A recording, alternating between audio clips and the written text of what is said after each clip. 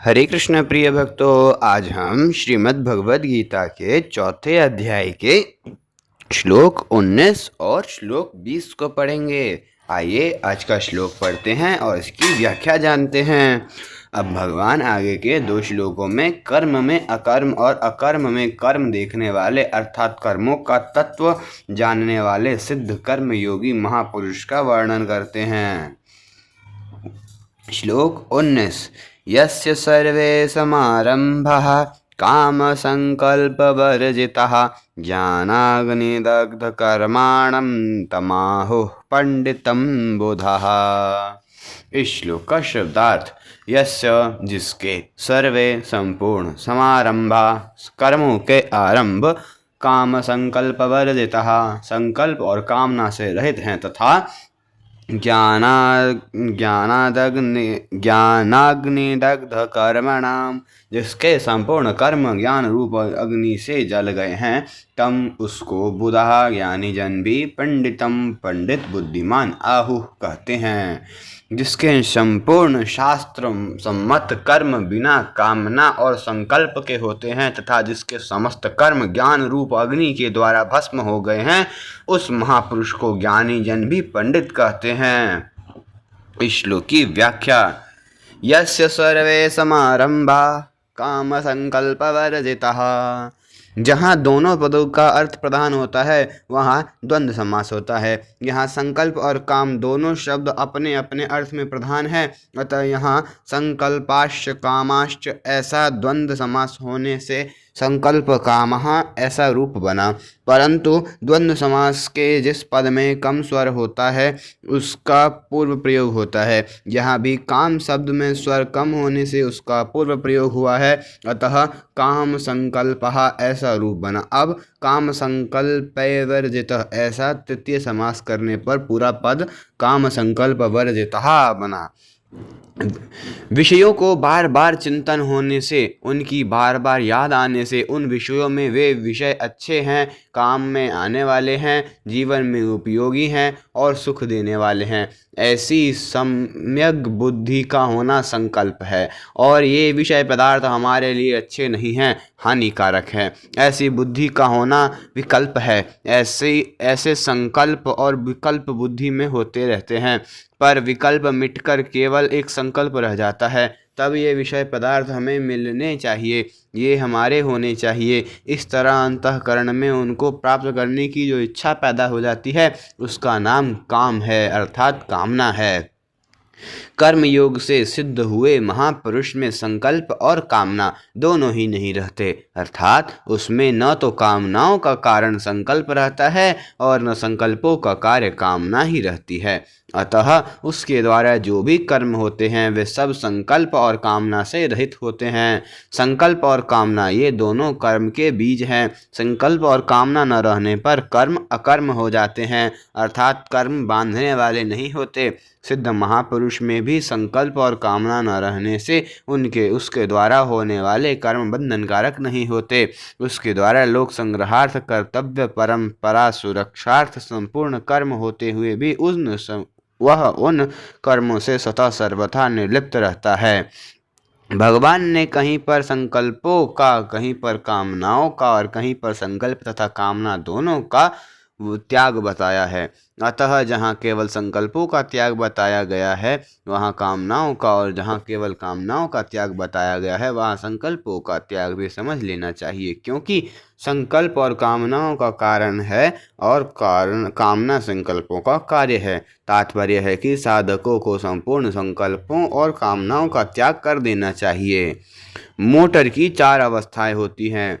पहला, motor garage में खड़ी रहने पर न इंजन चलता है और न पहिया चलते हैं। दूसरा, मोटर चालू करने पर इंजन तो चलने लगता है पर पहिए नहीं चलते। तीसरा, मोटर को वहां से रवाना करने पर इंजन भी चलता है और पहिए भी चलते हैं। चौथा, निरापद ढलवा मार्ग आने पर इंजन को बंद कर देते हैं और पहिए चलते रहते हैं। इसी प्रकार मनुष्य की भी 4 अवस्थाएं होती हैं। पहला, न कामना होती है और न कर्म होता है। दूसरा, कामना होती है पर कर्म नहीं होता। तीसरा, कामना भी होती है और कर्म भी होता है। चौथा, कामना नहीं होती और कर्म होता है। मोटर की सबसे उत्तम अवस्था है चौथी अवस्था कि इंजन ना चले और पहिए चलते रहे, अर्थात तेल भी खर्च न हो और रास्ता भी तय हो जाए। इसी तरह मनुष्य की सबसे उत्तम अवस्था है कि यह है कि कामना न हो और कर्म होते रहें। ऐसी अवस्था वाले मनुष्य को ज्ञानी जन भी पंडित कहते हैं। समारंभः, यहाँ समारंभः पद सिद्ध कर्म योगी की राग द्वेष रहित सांगोपांग प्रवृत्ति का वाचक है। चौथे अध्याय के 12वें श्लोक में आए हुए आरंभ पद का वाचक नहीं है, कारण कि वहाँ प्रवृत्ति और आरंभ ये दो शब्द आए हैं। अतः वहाँ कर्तव्य कर्म को करना प्रवृत्ति है तथा भोग और संग्रह के उद्देश्य से नए नए कर्मों को शुरू करना आरंभ है। समारंभा पद का यह भाव है कि कर्म योग से सिद्ध महापुरुष के द्वारा हरेक कर्म सुचारू रूप से सांगोपांग और तत्परता पूर्वक होता है। दूसरा एक भाव यह भी है कि उसके कर्म शास्त्र सम्मत होते हैं, उसके द्वारा करने योग्य कर्म ही होते हैं। जिससे किसी का अहित होता हो वह कर्म उससे कभी नहीं होता।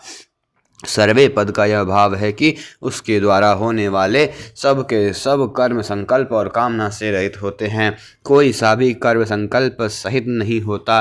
प्रातः उठने से लेकर रात में सोने तक शौच, स्नान, खाना पीना, पाठ पूजा, जप, चिंतन, ध्यान, समाधि शरीर निर्वाह संबंधी संपूर्ण कर्म संकल्प और कामनाओं से रहित ही होते हैं। ज्ञानाग्नि दग्ध कर्माणम, कर्मों का संबंध पर के साथ है, स्व के साथ नहीं, क्योंकि कर्मों का आरंभ और अंत होता है, पर स्वरूप सदा ज्यों का त्यों रहता है। इस तत्व को ठीक ठीक जानना ही ज्ञान है। इस ज्ञान रूप अग्नि से संपूर्ण कर्म भस्म हो जाते हैं, अर्थात कर्मों में फल देने की शक्ति नहीं रहती। वास्तव में शरीर और क्रिया दोनों संसार से अभिन्न हैं, पर स्वयं सर्वथा भिन्न होता हुआ भी भूल से इनके साथ अपना संबंध मान लेता है।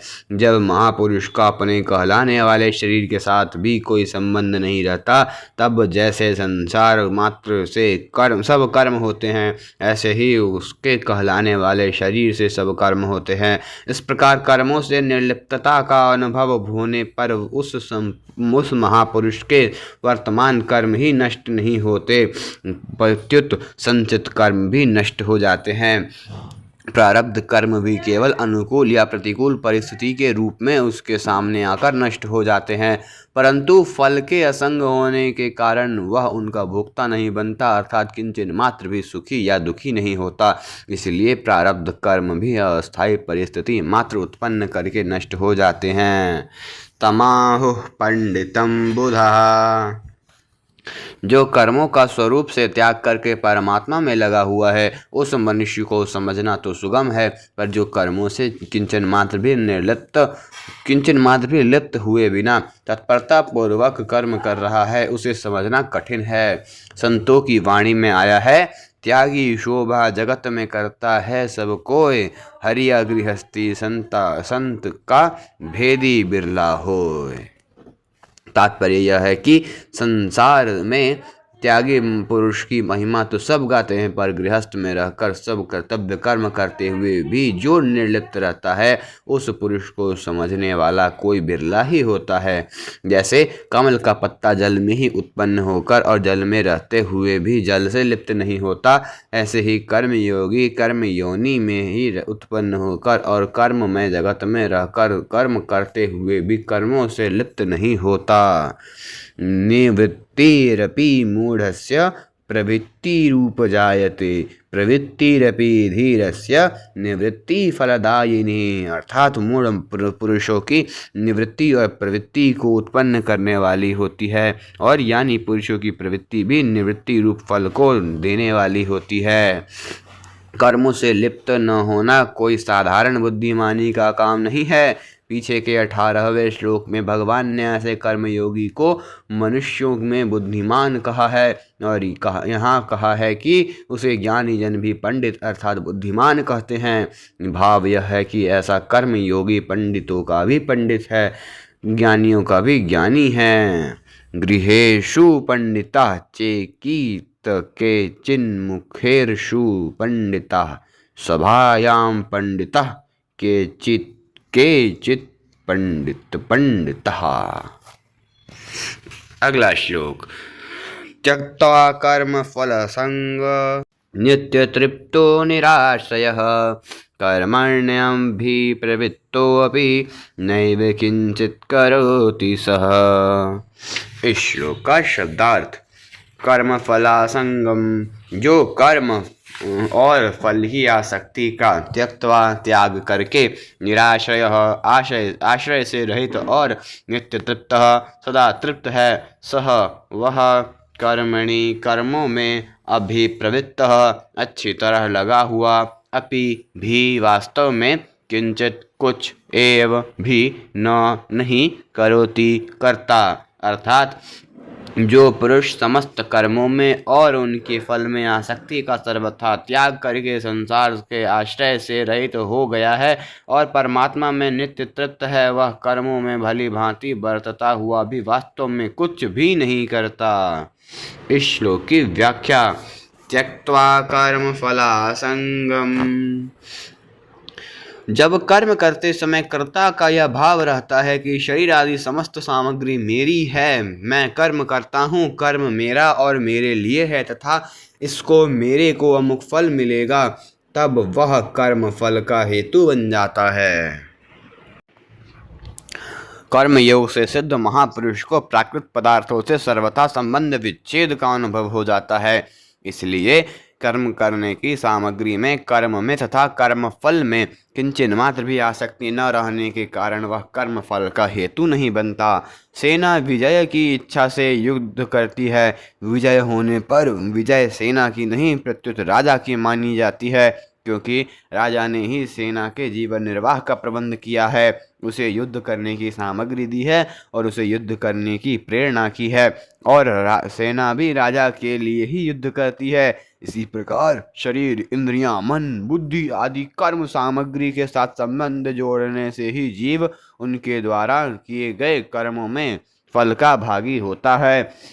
कर्म सामग्री के साथ किंचन मात्र भी संबंध न होने के कारण महापुरुष का कर्म फल के साथ कोई संबंध नहीं होता। वास्तव में कर्म फल के साथ स्वरूप का संबंध है ही नहीं, कारण कि स्वरूप चेतन, अविनाशी और निर्विकार है, परंतु कर्म और कर्म फल दोनों जड़ तथा विकारी हैं और उनका आरंभ और तथा अंत होता है। सदा स्वरूप के साथ न तो कोई कर्म रहता है न कोई फल ही रहता है। इस तरह यद्यपि कर्म और फल से स्वरूप का कोई संबंध नहीं है, तथापि जीव ने भूल से उनके साथ अपना संबंध मान लिया है। यह माना हुआ संबंध ही बंधन का कारण है। अगर यह माना हुआ संबंध मिट जाए तो कर्म और फल से उसकी स्वतः सिद्ध निर्लिप्तता का बोध हो जाता है। निराश्रयः, देश, काल, वस्तु, व्यक्ति, परिस्थिति आदि का किंचन मात्र भी आश्रय न लेना ही निराश्रय अर्थात आश्रय से रहित होना है। कितना ही बड़ा धनी राजा महाराजा क्यों न हो, उसको देश काल आदि का आश्रय लेना ही पड़ता है, परंतु कर्म योग से सिद्ध महापुरुष देश काल आदि का कोई आश्रय नहीं मानता। आश्रय मिले या न मिले उसकी उसे किंचन मात्र भी परवाह नहीं होती, इसलिए वह निराश्रय होता है। नित्य तृप्त, जीव अर्थात आत्मा परमात्मा का सनातन अंश होने से सत्स्वरूप है। सत का कभी अभाव नहीं होता, ना अभावो विद्यते सतः। परंतु जब वह असत के साथ अपना संबंध मान लेता है तब उसे अपने में अभाव अर्थात कमी का अनुभव होने लगता है। उस कमी की पूर्ति करने के लिए वह सांसारिक वस्तुओं की कामना करने लगता है। इच्छित वस्तुओं के मिलने से एक तृप्ति होती है, परंतु वह तृप्ति ठहरती नहीं, वह क्षणिक होती है, कारण कि संसार की प्रत्येक वस्तु, व्यक्ति, परिस्थिति आदि प्रतीक्षण भाव की ओर जा रही है। अतः उनके आश्रित होने वाली तृप्ति स्थायी कैसे रह सकती है? सद वस्तु की तृप्ति असत वस्तु से कैसे हो सकती है? अतः जीव जब तक उत्पत्ति विनाशील क्रियाओं और पदार्थों से अपना संबंध मानता है तथा उनके आश्रित रहता है, तब तक उसे स्वतः सिद्ध नित्य तृप्ति का अनुभव नहीं होता। कर्मयोग से सिद्ध महापुरुष निराश्रय अर्थात संसार के आश्रय से सर्वथा रहित होता है, इसीलिए उसे स्वतः सिद्ध नित्य तृप्ति का अनुभव हो जाता है। तीसरे अध्याय के 17वें श्लोक में आत्मतृप्त पद से भी इसे नित्य तृप्ति की बात आई है। कर्मण्यभि प्रवृत्तोऽपि नैव किंचित् करोति सः।